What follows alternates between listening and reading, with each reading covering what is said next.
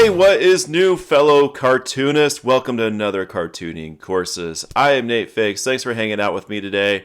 And so, today is my follow-up video from last week where I asked you the question, how do you bring in consistent income? I asked you to email me some answers or leave comments, and I got quite a few responses back. So first off, thank you for getting back with me. I know it takes time to type out an email, and just taking the time out to do that, I really do appreciate it. And hey, it helps with this blog post, or vlog. I always get them confused. Blog, vlog. This is called a video. Call it whatever you want. Anyway, as I mentioned last week, I asked the question because it's always been an interesting topic for me with not just cartooning, but a creative profession in general, like making consistent income. Because if you're a musician, if you're an author, if you're an actor, anything like that, a lot of times it's not consistent.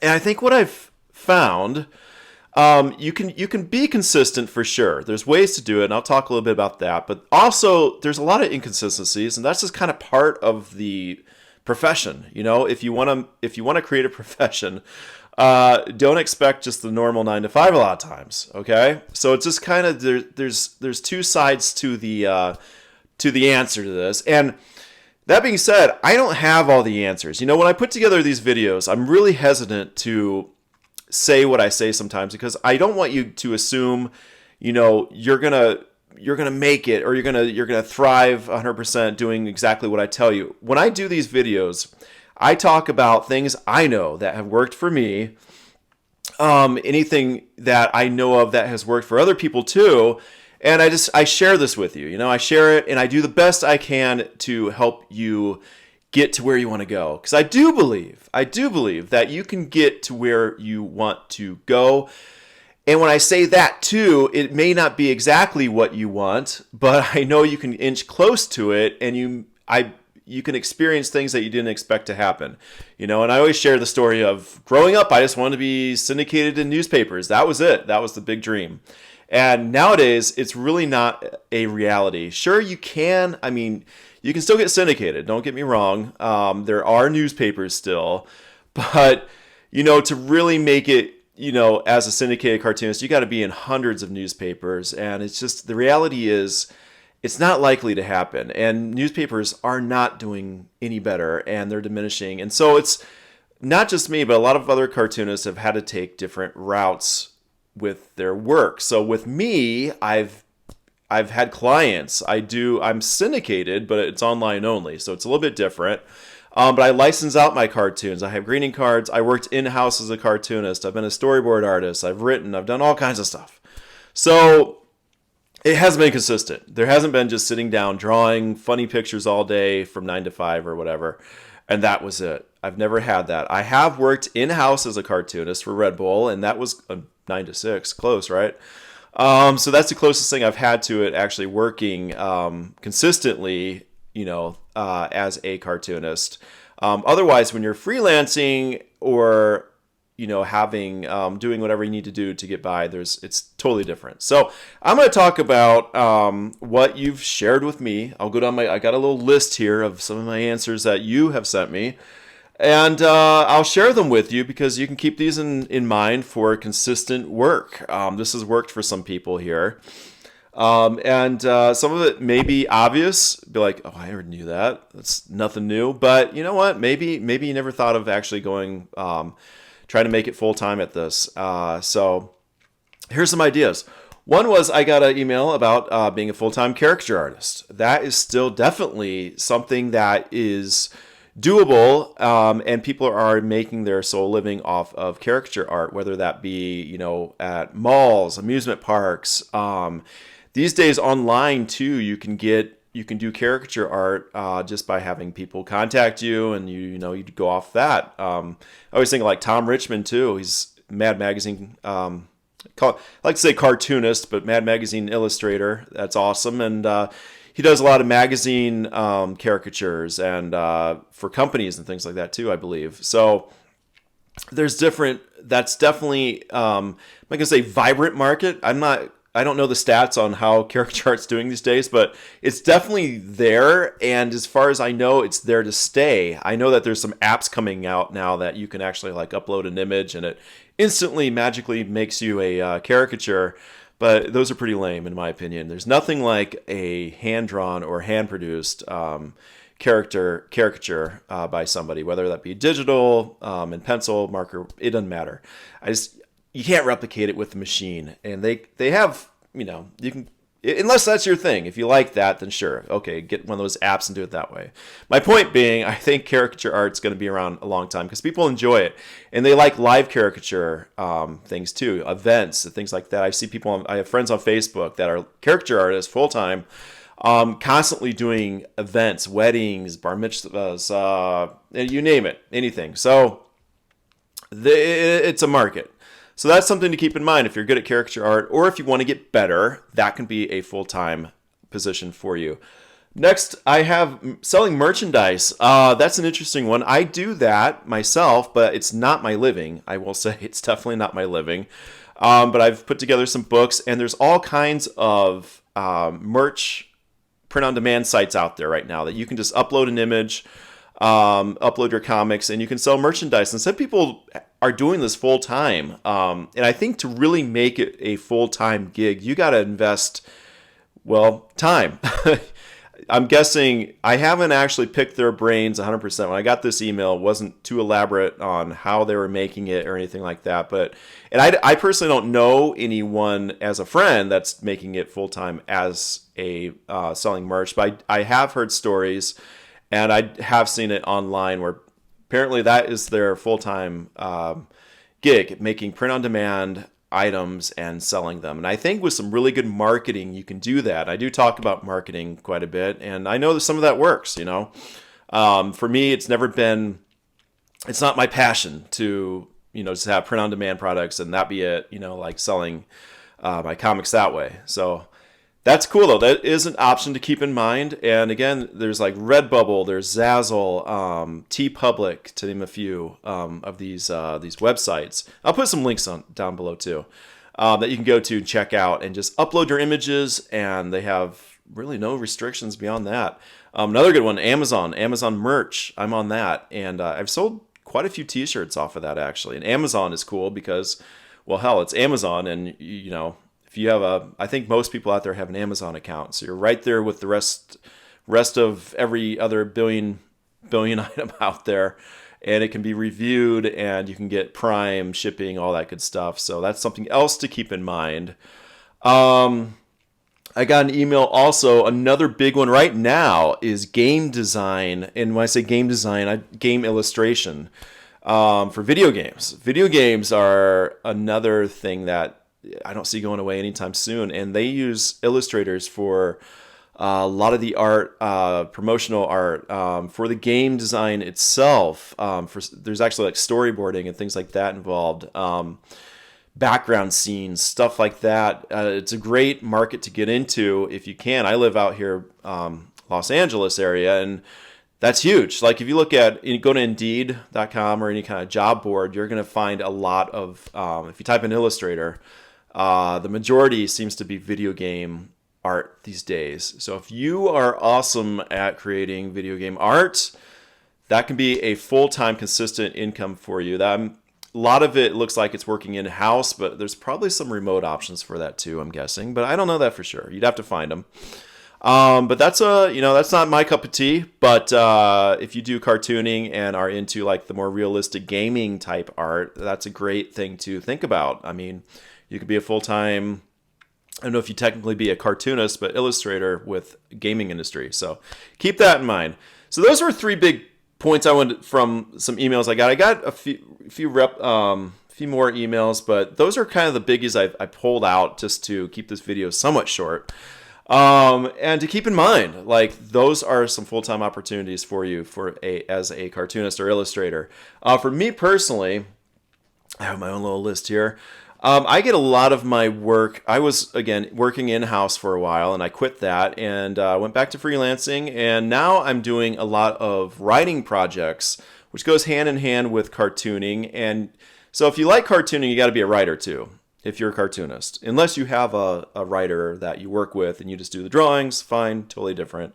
But I've always said 80% of cartooning is the writing.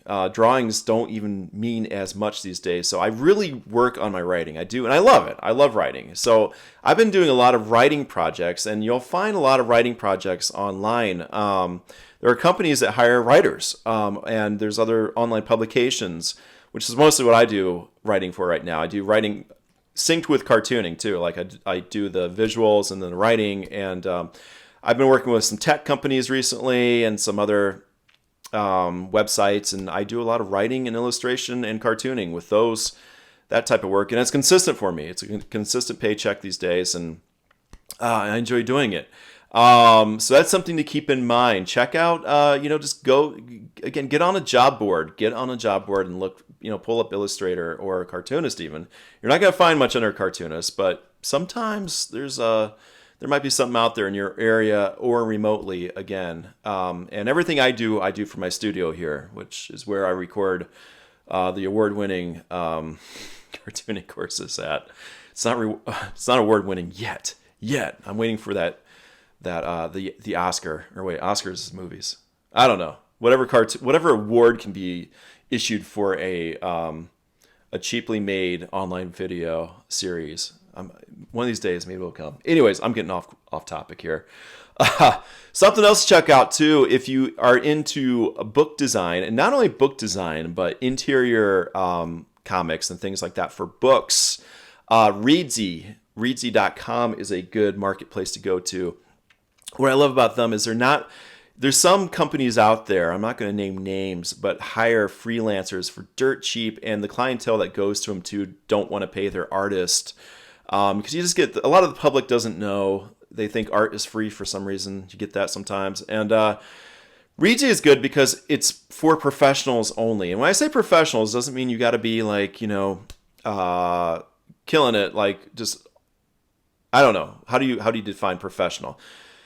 I define it as professional means you have to have some work in your back pocket, like you've done, that you can show them before they allow you on Reedsy to accept work. And people that go to Reedsy to hire illustrators and cartoonists know that it's going to cost a little bit of money. You're getting the prime stuff here. So if you have a little bit of work below you, or that you're doing now, whatever, that you can demonstrate, even if it's a self-published book, anything like that, you could possibly get in with Reedsy. And I've gotten some really good paying clients off of there rather consistently. And you can always, when I get too busy, you can put yourself on break and not pick up any more clients. But essentially, they're an agent for you. You know what I mean? Like they're kind of your own agent, and they will attract work for you. So check that out. Reedsy is a really good one. That's the only one I'm with in terms of like hiring freelancers and stuff. So that's a good one for consistency with me. Something else I have done that has worked really well is recruiters are out there. And on your LinkedIn, just Google this, okay? I talk a lot about this in my Cartooning Courses Pro course for students, and we go really in depth with this part. I'm just going to briefly mention it here. But on LinkedIn, you can actually, with a few clicks of a button, let recruiters know that you're open for any kind of jobs for illustration or cartooning. And when I say jobs, it doesn't mean like you have to be there and get hired in and go work a 9 to 5. A lot of times it's like it can be a temporary gig. It can be a contractor position for just a few months, or maybe even long-term, over a year. But it's consistent income that can come your way, and they can find you. So brush up your LinkedIn profile. Mention on there that you are an illustrator, cartoonist, whatever you want to do. And you'd be surprised. I've gotten a lot of phone calls from recruiters and emails on LinkedIn Messenger asking me if I'd be open for different gigs. And some of them have worked out, some of them haven't. My job with Red Bull actually came from a recruiter. So, they never even got my application. It was all based off my work. So keep that in mind. That's a good free opportunity out there. It's just sitting there to really brush up on your LinkedIn profile. Let recruiters know that you are open for business if you want to take on some illustration or cartooning gigs that way. So these were just a few examples. the thing about, and I mentioned, like, when I say I'm sometimes hesitant about putting out videos about the, making it as a cartoonist, because everyone's story is different. Okay. Everyone's going to have a different creative path. Sometimes there's luck involved, again, like I'd be lucky right now if I was living in a world that had newspapers thriving, as a cartoonist. Like, that was the market, and I'm not. So there's different perspectives and things to put on your particular path, but don't worry about it. That's what makes it unique and cool. Like, my path has been, I talk about what I've done and what I know, but it's going to be different for you. But I know that a lot of the information I do put out there, sometimes you can pick up on some of it, and it will work for you too. That's for sure. And that's how I made it through a lot of what I've done. I hear someone else talk about it, or I get information from someone else, or a resource, or whatever it may be, that, you can do it. You can be a cartoonist in this area, or do this, or things I never thought of before. And believe it or not, it has worked. So I hope when I share this with you today, and what others have shared with your emails, again, thank you for that. I hope maybe you can pick up, just get some ideas, get your head kind of turning a little bit of what maybe you can do to bring in consistent income off your cartooning or illustration endeavors, whatever you are up to. And just know that it's out there, and it's always changing. It's always changing. And I say this, in 6 months or a year, my story is probably going to be totally different. I have books out there I'm working on currently, and I'm right now pitching one book, and I'm writing another. So my hope is those get some momentum coming up in the near future. And I have other things too. Hell, these courses. I worked spent a lot of hours on Cartooning Courses Pro last fall, and that's launched now, and so that's out there too. And I still work on these, and there's other things. Who knows what's to come in a day or a week or a month, a year. It's just, that's what I love about cartooning. It's constantly changing, and I feel really, I guess, happy and blessed that it wasn't just being a newspaper syndicated cartoonist and that was it. Because I think I would have gotten bored. I really do. And, I know it's a great job, and there's more off of that too. You can have books and everything else, and a lot of cool things. And I'm not saying I wouldn't have done it, trust me. But I've experienced some new things and throughout my career that I really am happy that I've been able to do. And so I share all of them with you. I try to, and I'm an open book about all this. And anyhow, I hope if you're looking for that consistency with your work, I hope it comes to you. And if you have any questions, suggestions, anything, just drop them in the comments. Let everybody know. Send me an email. I'd love to hear from you, like what you're up to, what you're doing.